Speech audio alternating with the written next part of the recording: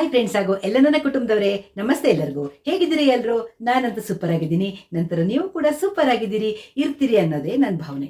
ನೋಡಿ, ಕೂದಲೆಲ್ಲ ಮೆಹಂದಿ ಹೋಗಿ ಬಿಳಿ ಬಿಳಿ ಬಿಳಿ ಬಿಳಿ ಅರ್ಧ ಕೆಂಪು ಕಾಣ್ತಾ ಇದೆಯಲ್ವಾ? ಮೆಹಂದಿ ಹಚ್ಕೊಳ್ಬೇಕು. 2-3 ತಿಂಗಳಿಗೊಂದ್ಸತಿ ನಾನು ಮೆಹಂದಿ ಹಚ್ಕೊಳ್ತೀನಿ. ನಾನು ಮಾಡುವಂತಹ ಒಂದು ಸಿಂಪಲ್ ಟೆಕ್ನಿಕನ್ನು ನಿಮಗೂ ಹೇಳ್ಕೊಡ್ತೀನಿ. ಪ್ರತಿ ಸಲ ಯಾರು ಕಲಸಿ ಇಡ್ತಾರೆ ಮೆಹಂದಿನ, ನಾನೇನು ಮಾಡ್ತೀನಿ ಅದನ್ನು ನಿಮಗೆ ಹೇಳ್ತೀನಿ. ಬನ್ನಿ, ನಾನು ಮೆಹಂದಿನ ಹೇಗೆ ಕಲಿಸ್ತೀನಿ ಅದನ್ನು ನಿಮ್ಗೆ ನಾನು ತೋರಿಸ್ಕೊಡ್ತೀನಿ. ಯಾಕಂದರೆ ನನಗೆ ಕಲರ್ ಮಾಡೋದು ಇಷ್ಟ ಇಲ್ಲ. ಕಲರ್ ಮಾಡಿದೆ ಅಂದರೆ ಮತ್ತೆ ಪೂರ್ತಿ ತಲೆ ಬಿಳಿಯಾಗಿಬಿಡತ್ತಲ್ವಾ? ಆ ಕೆಲಸ ಯಾರಿಗೆ ಬೇಕು? ಅದಕ್ಕೆ ನಾನು ಮೆಹಂದಿ ಹಚ್ಚೋದು. ಮೆಹಂದಿನ ಕಲಸಿ ಇಟ್ಬಿಡ್ತೀನಿ. ನಾನು ಕಲಸಿ ಮಿಕ್ಸ್ ಮಾಡಿ ಫ್ರೀಝರಲ್ಲಿ ಇಟ್ಬಿಡ್ತೀನಿ ಫ್ರೆಂಡ್ಸ್. ನಾನು ನಾಳೆ ಹಚ್ಕೊಳ್ತೀನಿ ಅನ್ನುವಾಗ ಇವತ್ತು ರಾತ್ರಿ ತೆಗೆದಿಟ್ಬಿಡ್ತೇನೆ. ಅದು ಬೆಳಿಗ್ಗೆಗೆ ಫ್ರೀಝಲ್ಲಿ ಇಟ್ಟರೆ ಕಲ್ ಥರ ಆಗಿರುತ್ತಲ್ವಾ? ಸಂಜೆ ಹಾಗೆ ತೆಗೆದು ಫ್ರೀಝರಿಂದ ಹೊರಗಡೆ ಇಟ್ಬಿಟ್ರೆ ಅದು ನಾಳೆ ಬೆಳಿಗ್ಗೆಗೆ ಫುಲ್ ಸಾಫ್ಟಾಗಿ ಮೆಹಂದಿ ಆಗಿರುತ್ತೆ. ಆವಾಗ ತಲೆಗೆ ಮೆತ್ಕೊಳ್ತೀನಿ, ಮತ್ತೆ ಪುನಃ ಉಳಿದಿದ್ದನ್ನು ತೆಗೆದು ವಾಪಸ್ ಫ್ರೀಝರಲ್ಲೇ ಇಡ್ತೀನಿ. ನನ್ನ ಸುಲಭ ಟೆಕ್ನಿಕ್ ಇದು, ನಿಮಗೂ ಗೊತ್ತಾಗಲಿ ಅಂತ ಹೇಳಿಕೊಟ್ಟೆ. ಪ್ರತಿ ಸಲ ಯಾರು ಕಲಿಸ್ತಾರೆ? ಬೇಜಾರು ಕೆಲಸ ಅಲ್ವಾ? ಹಾಗಾಗಿ ನಾನು ನೋಡಿ ಪತಂಜಲಿಯವರ ಮೆಹಂದಿ ತೊಗೊಂಡಿದ್ದೀನಿ. ಇಡೀ ಪ್ಯಾಕೆಟ್ ಒಂದ್ಸಲ ಕಲಸಿ ಇಟ್ಬಿಡ್ತೀನಿ ನಾನು. ಇಷ್ಟಿಷ್ಟೇ ಕಲಿಸ್ತಾ ಕೂರುದಿಲ್ಲ ಫ್ರೆಂಡ್ಸ್. ಸ್ವಲ್ಪ ಕಲರ್ ಡಿಮ್ ಆಗ್ಬೋದು, ಬರದೇ ಇರ್ಬೋದು, ಸಾಕು ನನಗೆ. ಅಷ್ಟೆಲ್ಲ ಜಾಸ್ತಿ ಕಲರ್ ಬರಬೇಕು, ಹಾಗೇ ಆಗಬೇಕು ಅದೆಲ್ಲ ಇಲ್ಲ. ಹಾಗಾಗಿ ನಾನು, ಅದು ಮಕ್ಕಳು ಬೈತಾರೆ ನನಗೆ, ಯಾಕಮ್ಮ ಕೆಂಪು ಮಾಡ್ಕೊಳ್ತೀಯಾ, ಡೈ ಮಾಡ್ಕೊಂಡು ಬಿಡು ಅಂತಾರೆ. ಬಟ್ ನಂಗೆ ಡೈ ಮಾಡೋದು ಇಷ್ಟ ಇಲ್ಲ. ಅದಕ್ಕಾಗಿ ನಾನು ಮೆಹಂದಿಯೇ ಹಾಕ್ತೀನಿ. ನಾನು ಏನು ಹಾಕಿ ಕಲಿಸ್ತೀನಿ ಅದನ್ನು ನಿಮ್ಗೆ ಹೇಳ್ತೀನಿ. ಈಗ ಇಡೀ ಪ್ಯಾಕೆಟನ್ನು ನಾನು ಕಲಸಿ ಇಟ್ಬಿಡ್ತೇನೆ, ಆಯಿತಾ? ನೋಡಿ ಫ್ರೆಂಡ್ಸ್, ನಾನು ಒಂದು ಚಿಕ್ಕ ಬೀಟ್ರೂಟ್ ತಗೊಂಡೆ. ಈಗ ಇದನ್ನು ಸಿಪ್ಪೆ ತೆಗೆದು ಪೀಸ್ ಮಾಡಿ ಮಿಕ್ಸಿಗೆ ಹಾಕಿ ಅದರ ಜ್ಯೂಸನ್ನು ನಾನು ತೆಕ್ಕೊಳ್ತೀನಿ. ಬನ್ನಿ, ಈಗ ಅದನ್ನು ಫಸ್ಟ್ ಮಾಡೋಣ. ಬೀಟ್ರೂಟ್ ತೊಳ್ಕೊಂಡು ಅದರ ಸೈಡ್ ಎರಡು ಕಡೆಯೂ ತೆಕ್ಕೊಂಡು ಸಿಪ್ಪೆ ತೆಗೆದು ಆಮೇಲೆ ಅದನ್ನು ನಾನು ಪೀಸ್ ಮಾಡಿ ಮಿಕ್ಸಿಗೆ ಹಾಕಿ ಅದರ ನೈಸ್ ಪಲ್ಪ್ ಮಾಡ್ತೀನಿ. ಆಮೇಲೆ ಸೋಸ್ಕೊಂಡ್ರೆ ಆಯ್ತು ಅದನ್ನು. ಬನ್ನಿ, ಜ್ಯೂಸ್ ಮಾಡ್ಕೊಳ್ಳೋಣ. ಈಗ ಇದನ್ನು ನಾನು ಮಿಕ್ಸಿ ಜಾರಿಗೆ ಹಾಕಿ ಸ್ವಲ್ಪ ನೀರು ಹಾಕಿ ನಾನು ಇದನ್ನು ನೈಸಾಗಿ ರುಬ್ಕೊಂಡು ಬರ್ತೀನಿ. ಜೊತೆಗೆ ಅರ್ಧ ಲಿಂಬೆ ಹಣ್ಣನ್ನು ಸಿಪ್ಪೆ ಸಮೇತ ಮಿಕ್ಸಿಗೆ ಹಾಕಿ ಅದನ್ನು ಜೊತೆಗೆ ರುಬ್ಬಿಬಿಡ್ತೀನಿ. ಈಗ ಪಲ್ಪನ್ನು ನಾವು ಸೋಸ್ಕೊಳ್ಳೋಣ ಚೆನ್ನಾಗಿ. ಜಾರಿಗೆ ಸ್ವಲ್ಪ ನೀರು ಸೇರಿಸಿ ಚೆನ್ನಾಗಿ ಎಲ್ಲನೂ ಸೇರಿಸಿ ಸೋಸಿ ಇಟ್ಕೊಳ್ಳಿ.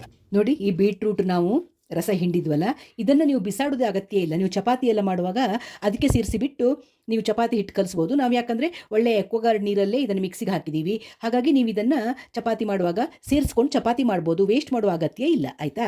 ಈಗ ನೋಡಿ, ನಾನು ಬೀಟ್ರೂಟ್ ರಸ ಇಷ್ಟು ತೆಗೆದಿಟ್ಕೊಂಡಿದ್ದೀನಿ. ಈಗ ಏನು ಮಾಡ್ತೀನಿ ತೋರಿಸ್ತೀನಿ ನಿಮಗೆ. ಈಗ ಫ್ರೆಂಡ್ಸ್, ನಾನು ಗ್ಯಾಸ್ ಹಚ್ಚಿ ಈ ಬೀಟ್ರೂಟ್ ರಸ ಇದೆಯಲ್ಲ ಇದನ್ನು ನಾನು ಬಿಸಿಗಿಟ್ಟೆ. ಬಿಸಿಗಂದರೆ ನಾನೀಗ ಇದಕ್ಕೆ ಟೀ ಪುಡಿ ಹಾಕಿ ಕುದಿಸ್ತಾ ಇದ್ದೇನೆ. ಯಾಕಂದರೆ ಟೀ ಪುಡಿ ಹಾಕೋದ್ರಿಂದ ಒಳ್ಳೆ ಕಲರ್ ಬರುತ್ತೆ ಮೆಹಂದಿಗೆ. ಹಾಗಾಗಿ ನಾನು ಸ್ವಲ್ಪ ಟೀ ಪುಡಿ ಹಾಕ್ತೇನೆ. ನಾನೀಗ ಇದಕ್ಕೆ ಒಂದು 3 ಚಮಚ ಟೀ ಪುಡಿ ಹಾಕಿದೆ. ಚೆನ್ನಾಗಿ ಕುದೀಲಿ ಅದು.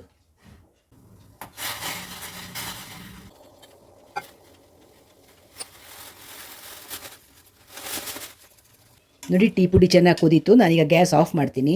ಈಗ ನಾನು ಇದನ್ನು ಸೋಸಿ ತಣ್ಣಗಾಗಲಿಕ್ಕೆ ಬಿಡ್ತೇನೆ.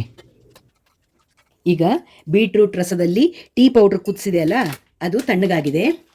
ಈಗ ಏನು ಮಾಡ್ತೀನಿ ಅಂದರೆ, ನಾನು ಮೆಹಂದಿ ಪ್ಯಾಕೆಟ್ ಒಡೆದು ಪೂರ್ತಿ ಪ್ಯಾಕೆಟು ಈ ಪಾತ್ರೆಗೆ ಸುರಿತೀನಿ. ಇದಕ್ಕೀಗ ನಾನು ಈ ರಸ ಇದೆಯಲ್ಲ, ಬೀಟ್ರೂಟು ಮತ್ತು ಟೀ ಪುಡಿ, ಇದನ್ನು ಹಾಕ್ಕೊಂಡು ಮಿಕ್ಸ್ ಮಾಡ್ತೀನಿ. ಹೀಗೆ ಮಿಕ್ಸ್ ಮಾಡುವಾಗ ಇದಕ್ಕೆ ನಾನು 2 ಚಮಚ ಇನ್ಸ್ಟೆಂಟ್ ಕಾಫಿ ಪುಡಿ ಇರುತ್ತಲ್ಲ ಫ್ರೆಂಡ್ಸ್, ಅದನ್ನು ಸೇರಿಸ್ತೀನಿ. ನೋಡಿ, ಇನ್ಸ್ಟೆಂಟ್ ಕಾಫಿ ಪೌಡರು ಕಲರ್ ಕೊಡುತ್ತೆ ಅಂತ ಇವನ್ನೆಲ್ಲ ಸೇರಿಸ್ತೀನಿ. ಆಮೇಲೆ ಕೂದಲು ಅಷ್ಟೇ ಸ್ಮೂತ್ ಅನಿಸುತ್ತೆ ಇದೆಲ್ಲ ಹಾಕೋದ್ರಿಂದ, ಅದಕ್ಕೆ ನಾನು ಹಾಕ್ತೀನಿ. ಇದಿಷ್ಟು ಬೀಟ್ರೂಟ್ ರಸ ಹಾಕ್ತೀನಿ ನಾನು. ಇನ್ನೂ ಕಮ್ಮಿ ಆದರೆ ನೀರು ಹಾಕ್ಕೊಂಡು ಕಲಿಸ್ತೀನಿ ನಾನು ಯಾವಾಗಲೂ ಹೀಗೆ ಫ್ರೆಂಡ್ಸ್. ಫುಲ್ ಪ್ಯಾಕೆಟನ್ನು ಕಲಸಿ ಫ್ರೀಝರಲ್ಲಿ ಡಬ್ಬಕ್ಕೆ ಹಾಕಿ ಇಟ್ಬಿಡೋದು. ಬೇಕಾದವಾಗ ತೆಕ್ಕೊಂಡು, ಅದೇ ಹೇಳಿದ್ನಲ್ಲ, ಮುಂಚಿನ ದಿವಸ ರಾತ್ರಿಯೇ ತೆಗೆದಿಟ್ಬಿಡ್ತೇನೆ. ಕಲ್ಲು ಥರ ಆಗಿರುತ್ತಲ್ಲ ಅದೆಲ್ಲ ಸಾಫ್ಟ್ ಆಗತ್ತೆ. ಬೆಳಿಗ್ಗೆಗೆ ತಲೆಗೆಲ್ಲ ಹಚ್ಕೊಳ್ತೇನೆ. ಮತ್ತು ಪುನಃ ಉಳಿದಿದ್ದಂತೆ ತೆಗೆದು ಪುನಃ ಫ್ರೀಝರಲ್ಲಿ ಇಟ್ಬಿಡ್ತೇನೆ. ನನಗೆ ಪದೇ ಇದನ್ನೆಲ್ಲ ಕಲಿಸ್ತಾ ಕೂರೋಕ್ಕೆ ನಂಗೆ ಮೊದಲೇ ಇವೆಲ್ಲ ಇಷ್ಟದ ಕೆಲಸಗಳಲ್ಲ. ಕಲರ್ ಮಾಡೋಕ್ಕೆ ಇಷ್ಟ ಇಲ್ಲ ಅನ್ನೋ ಒಂದೇ ರೀಸನ್ನಿಂದ ನಾನು ಮೆಹಂದಿ ಹಚ್ಕೊಳ್ಳೋದು ಅಷ್ಟೇ. ಕೈಯಲ್ಲೂ ಚೆನ್ನಾಗಿ ಕಲಿಸ್ಬಿಡ್ತೀನಿ, ಯಾಕಂದರೆ ಇಲ್ಲಾಂದರೆ ಉಂಡೆ ಆಗಿಬಿಟ್ಟಿರುತ್ತೆ ಅದಕ್ಕೆ. ನೋಡಿ ಫ್ರೆಂಡ್ಸ್, ಚೆಂದ ಮಿಕ್ಸ್ ಆಯಿತು.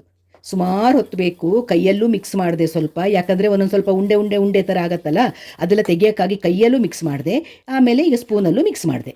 ಈಗ ಇದನ್ನು ನಾನು ಏನು ಮಾಡ್ತೀನಿ ಅಂದರೆ, ಒಂದು ಹಳೆ ಕಬ್ಬಣದ ಕಡಾಯಿ ಇದೆಯಲ್ಲ, ಒಗ್ಗರಣೆ ಸೌಟದು, ನಾನು ಅದಕ್ಕೆ ಮೆಹಂದಿ ಹಾಕಿ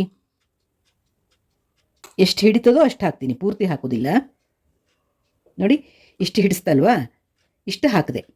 ಚೂರು ಅದ್ರ ಮೇಲ್ಗಡೆ ಕಾಫಿ ಡಿಕಾಕ್ಷನ್ ಹಾಕ್ತೀನಿ ಸ್ವಲ್ಪ, ಅದು ಒಣಗದೇ ಇರಲಿ ಅಂತ ಕಾಫಿ ಡಿಕಾಕ್ಷನ್ ಹಾಕಿ ಹೀಗೆ ನಾನು ಒಂದು ಸೈಡು ಮುಚ್ಚಿ ಇಟ್ಬಿಡ್ತೀನಿ. ನಾಳೆವರೆಗೂ ಇದು ಹಾಗೆ ಮುಚ್ಚಿ ಇಡ್ತೀನಿ ನಾನು. ನಾಳೆ ನಾನು ತಲೆಗೆ ಹಚ್ಕೊಳ್ತೇನೆ. ಇದು ಉಳಿದಿದ್ದನ್ನು ನಾನು ಹೀಗೇ ಇಡ್ತೇನೆ, ಇವತ್ತು ಹೀಗೆ ಪ್ಲೇಟ್ ಮುಚ್ಚಿನೇ ಇಡ್ತೇನೆ. ನಾಳೆ ಅದನ್ನು ಫ್ರಿಜ್ಜಲ್ಲಿ ಇಡ್ತೇನೆ ನಾನು. ನೋಡಿದ್ರಲ್ವಾ, ಈ ರೀತಿ ನಾನು ಮೆಹಂದಿ ಕಲಸಿ ಇಡ್ತೇನೆ. ಇವತ್ತು ಕಲಸಿ ಇಟ್ಟೆ, ನಾಳೆ ಬೆಳಿಗ್ಗೆ ನನ್ನ ತಲೆಗೆ ಹಚ್ಕೊಳ್ತೇನೆ ಮೆಹಂದಿನ. ಹಚ್ಕೊಂಡು ನಂತರ ನಾನು ನಿಮಗೆ ತೋರಿಸ್ತೀನಿ ಎಷ್ಟು ಕಲರ್ ಬಂತು ಏನು ಎಲ್ಲ ನಿಮಗೆ ಮುಂದೆ ನಾನು ತೋರಿಸ್ತೀನಿ. ಹಾಯ್ ಫ್ರೆಂಡ್ಸ್, ನಿನ್ನೆ ನಾನು ಮೆಹಂದಿ ಕಲಸಿ ಇಟ್ಟದ್ದು ನಿಮಗೆ ತೋರಿಸಿದ್ದೀನಿ ಅಲ್ವಾ. ಇವತ್ತೀಗ ನಾನು ತಲೆಗೆ ಮೆಹಂದಿ ಹಚ್ಕೊಳ್ತೀನಿ.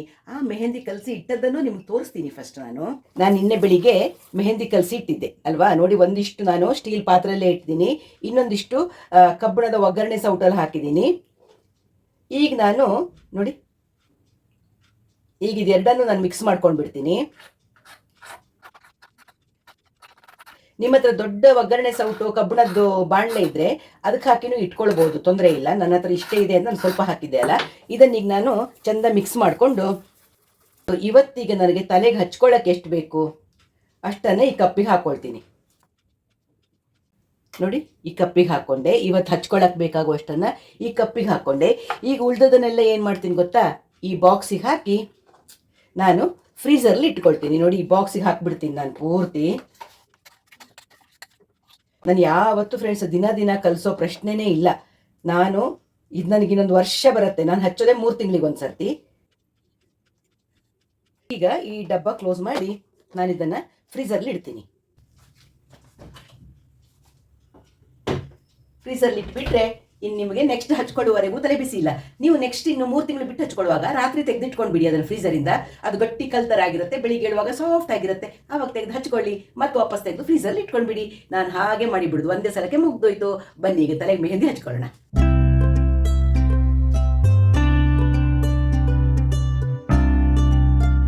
ಮೆಹಂದಿ ಹಚ್ಕೊಳ್ಳುವಾಗ ತಲೆಯಲ್ಲಿ ಎಣ್ಣೆ ಪಸೆ ಇರಬಾರ್ದು, ತಲೆ ಸ್ನಾನ ಮಾಡಿನೇ ಹಚ್ಕೊಳ್ಬೇಕು ಅಂತಾರೆ.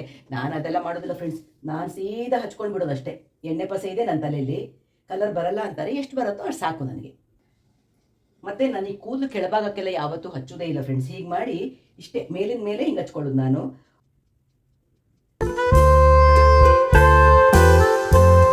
ಹೀಗೆ ಒಂದು ರೌಂಡ್ ಹಚ್ಕೊಂಡೆ ಅಲ್ಲ. ಈಗ ಏನು ಮಾಡ್ತೀನಿ ಅಂದರೆ ಈ ಕೂದಲನ್ನು ಗಂಟು ಹಾಕೊಂಡು ಬಿಡ್ತೀನಿ ನಾನು. ಹೀಗೆ ನೋಡಿ,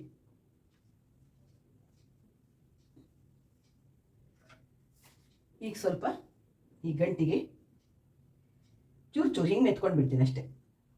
ನೋಡಿ,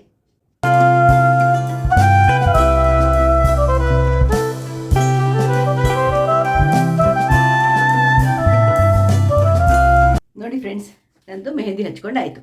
ನಾನು ನೋಡಿ ಕೈ ಕ್ಲೀನಾಗಿ ತೊಳ್ಕೊಂಡು ನಿಮ್ಮ ಜೊತೆ ಸಿಗ್ತೀನಿ ಫ್ರೆಂಡ್ಸ್. ಗಂಟೆ 7:56 ಆಯಿತು. ತಲೆಗೆ ಮೆಹಂದಿ ಹಚ್ಕೊಂಡು ಬಂದೆ. ಇನ್ನೇನು ತಿಂಡಿ ಮಾಡೋ ಕೆಲಸ. ಬನ್ನಿ, ಏನು ತಿಂಡಿ ಮಾಡ್ತೀನಿ ಅದನ್ನು ನಿಮ್ಗೆ ತೋರಿಸ್ತೀನಿ. ಇವತ್ತು ರಾಗಿ ಇಡ್ಲಿ ಮಾಡೋಕ್ಕೆ ಹಿಟ್ಟು ರೆಡಿ ಮಾಡಿ ಇಟ್ಟಿದ್ದೀನಿ ನಾನು. ಹುಳಿ ಬಂದು ಚೆನ್ನಾಗಿ ರೆಡಿಯಾಗಿದೆ ರಾಗಿ ಹಿಟ್ಟು. ನೋಡಿ, ಇಲ್ಲಿ ನಾನು ಇಡ್ಲಿಗೆ ಚಟ್ನಿ ಮಾಡಿ ಇಟ್ಟಿದ್ದೀನಿ. ಈಗ ಚಟ್ನಿ ಮಾಡಿ ಇಟ್ಟು ಆ ಕಡೆ ಈಗ ಇಡ್ಲಿ ಬೇಯಿಸೋಕ್ಕೆ ಇಡಬೇಕು. ಬನ್ನಿ ಎಲ್ಲ ರೆಡಿ ಮಾಡೋಣ. ಈಗ ಒಂದಿನ ಮಾಡಿದ ತಿಂಡಿ ಮತ್ತೊಂದು ದಿನಕ್ಕಾಗಲ್ಲ. ಇವತ್ತು ಮಾಡಿದ ತಿಂಡಿ ನಾಳೆ ಆಗಲ್ಲ, ನಾಳೆ ಮಾಡಿದ ತಿಂಡಿ ನಾಡ್ದಾಗಲ್ಲ. ಹೀಗೆ ಇರುತ್ತಲ್ವ. ಹಾಗೆ ದಿನಕ್ಕೊಂದು ವೆರೈಟಿ ಮಾಡ್ತಾ ಹೋಗೋದು. ಹಾಗಾಗಿ ಇವತ್ತು ನಾನು ರಾಗಿ ಇಡ್ಲಿ ಮಾಡೋಣ ಅಂತ ರೆಡಿ ಮಾಡಿ ಇಟ್ಟಿದ್ದೆ. ಮಾಮೂಲಿ ಅಕ್ಕಿ ಇಡ್ಲಿ ಹೇಗೆ ಮಾಡ್ತಿರೋ ನೀವು ಅದೇ ಥರ ಅಕ್ಕಿ ಬದಲು ರಾಗಿ ಹಾಕ್ತೀನಿ. ಆರೋಗ್ಯಕ್ಕೂ ತುಂಬ ಒಳ್ಳೆಯದಲ್ವಾ. ನೋಡಿ ಫ್ರೆಂಡ್ಸ್, ಕೈ ಇಷ್ಟು ಕಲರ್ ಬಂತು ನಂದು. ನಾನು ತುಂಬ ಜನ ಗ್ಲೌಸ್ ಎಲ್ಲ ಹಾಕ್ಕೊಂಡು ಹಚ್ಕೊಳ್ತಾರೆ. ನಾನೇನಿಲ್ಲ, ಕೈಯಲ್ಲೇ ಹಚ್ಕೊಳ್ಳೋದು. ಇದು ಒಂದು ದಿವಸ ಕೆಲಸ ಮಾಡಿ ಆಗುವಾಗ ಹೋಗಿಬಿಟ್ಟಿರುತ್ತೆ, ನಾಳೆಗೆ ಕ್ಲಿಯರ್ ಆಗುತ್ತೆ. ನಾನೊಂದು 2 ಗಂಟೆ ತಲೆಯಲ್ಲಿ ಮೆಹಂದಿ ಇಟ್ಕೊಂಡು ಆಮೇಲೆ ಸ್ನಾನ ಮಾಡ್ತೀನಿ. ಈಗ ಅಡುಗೆಗೆ ರೆಡಿ ಮಾಡ್ಕೊಳ್ತೀನಿ.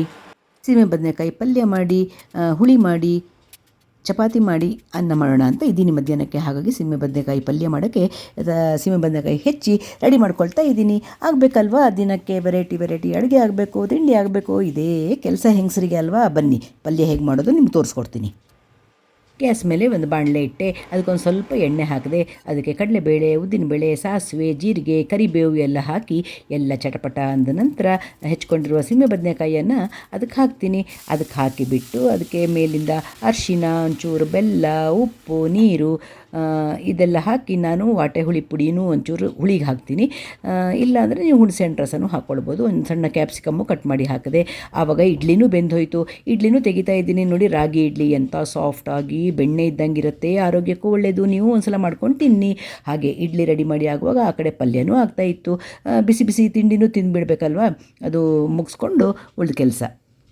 ನೋಡಿ ಫ್ರೆಂಡ್ಸ್, ಬಿಸಿ ಬಿಸಿ ಬಿಸಿ ರಾಗಿ ಇಡ್ಲಿ ರೆಡಿ ಆಯಿತು.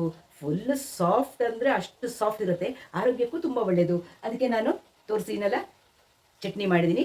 ಬಿಸಿ ಬಿಸಿ ಇಡ್ಲಿ ಯಜಮಾನ್ರಿಗೆ ಪ್ಲೇಟಿಗೆ ಹಾಕಿ ಚಟ್ನಿ ಹಾಕಿ ಕೊಟ್ಟು ನಾನು ತಿಂಡಿ ತೊಗೊಳ್ತೀನಿ. ಆ ಕಡೆ ಪಲ್ಯ ಬೇಕಿಟ್ಟಿದ್ದೀನಲ್ವ, ಪಲ್ಯನೂ ಬೇಯ್ತಾ ಇದೆ ನೋಡಿ. ಇಡ್ಲಿ ಚಟ್ನಿ ನೋಡಿದ್ರಾ, ಆ ಕಡೆ ಪಲ್ಯ ನೋಡಿ. ಈಗ ಪಲ್ಯಕ್ಕೆ ಮಸಾಲೆ ಹಾಕಿದೆ.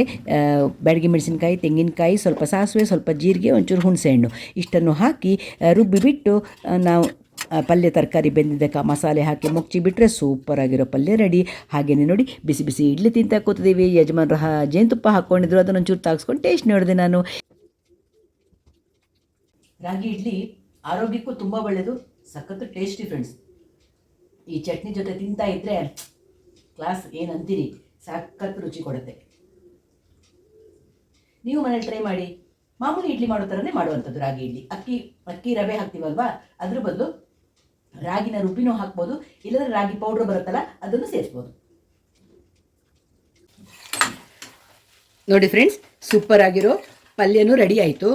ನೀವು ಸ್ವಲ್ಪ ಗ್ರೇವಿ ಇರಬೇಕಂದ್ರೆ ಹೀಗೆ ಇಟ್ಕೊಳ್ಳಿ, ಇಲ್ಲಾಂದರೆ ಇನ್ನೊಂದು ಸ್ವಲ್ಪ ಡ್ರೈ ಮಾಡ್ಬೋದು, ನಿಮ್ಮ ಇಷ್ಟ. ಚಪಾತಿಗೆ, ಅನ್ನಕ್ಕೆ ಎಲ್ಲ ಸ್ವಲ್ಪ ಈ ತಿಕ್ ಗ್ರೇವಿ ಥರ ಇದ್ದರೆ ತುಂಬ ಚೆನ್ನಾಗಾಗುತ್ತೆ. ಇದು ತಣ್ಣಗಾದ ನಂತರ ಗಟ್ಟಿ ಆಗುತ್ತೆ. ಆಮೇಲೆ ನೋಡಿ, ನಾನೀಗ ಇಲ್ಲಿಗೆ ಆಫ್ ಮಾಡ್ತೀನಿ. ಆಮೇಲೆ ಕೊತ್ತಂಬರಿ ಸೊಪ್ಪು ಉದುರಿಸ್ತೀನಿ ನಾನು. ಇದಕ್ಕೆ ಪಲ್ಯನೂ ರೆಡಿ ಆಯಿತು.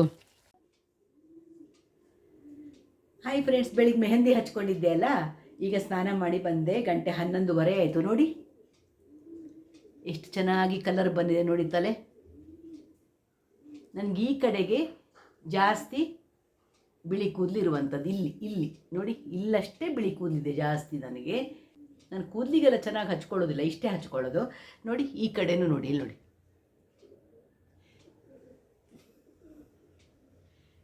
ನೋಡಿದ್ರಲ್ವಾ, ಇಷ್ಟೊಂದು ಕಲರ್ ಬಂತು ನನ್ನ ತಲೆ ಸ್ನಾನ ಮಾಡಿದ ದಿವಸ ತಲೆಗೆ ಎಣ್ಣೆ ಹಚ್ಚಬಾರ್ದು ಅಂತಾರೆ. ಸೋದ್ರ ಮಾವಂಗೆ ಒಳ್ಳೆಯದಲ್ಲ ಅಂತಾರೆ.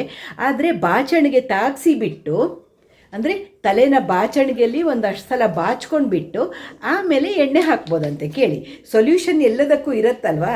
ಹಾಗಾಗಿ ನನಗೇನೆಂದರೆ, ನನ್ನ ಕೂದಲು ತುಂಬ ಒರಟಲ್ವಾ ನೋಡಿ, ಈ ಥರ ಒರಟು ಇಷ್ಟು ಅಗಲದಿಲ್ಲತ್ತೆ. ನಾನೇನು ಮಾಡ್ತೀನಂದರೆ, ತಲೆ ಸ್ನಾನ ಮಾಡಿದ ತಕ್ಷಣ ತಲೆ ಒಂಚೂರು ಬಾಚಣಿಗೆಯಲ್ಲಿ ಬಾಚಿಕೊಂಡು ನಾನು ತಲೆಗೆ ಎಣ್ಣೆನ ಹಚ್ಕೊಂಡು ಬಿಡ್ತೀನಿ. ನನಗೆ ಎಣ್ಣೆ ಹಚ್ಚಿದ್ರಷ್ಟೇ ಸಮಾಧಾನ ನನ್ನ ಕೂದಲಿಗೆ. ಇಲ್ಲ ಅಂದರೆ ಎಣ್ಣೆ ಹಚ್ಚಲಿಲ್ಲ ಅಂದರೆ ಒರಟಿರುತ್ತಲ್ಲ ನನ್ನ ಕೂದಲು. ಅದಕ್ಕಾಗಿ ನಾನು ಸ್ವಲ್ಪ ಎಣ್ಣೆ ಹಚ್ಕೊಂಡು ಬಿಡ್ತೇನೆ.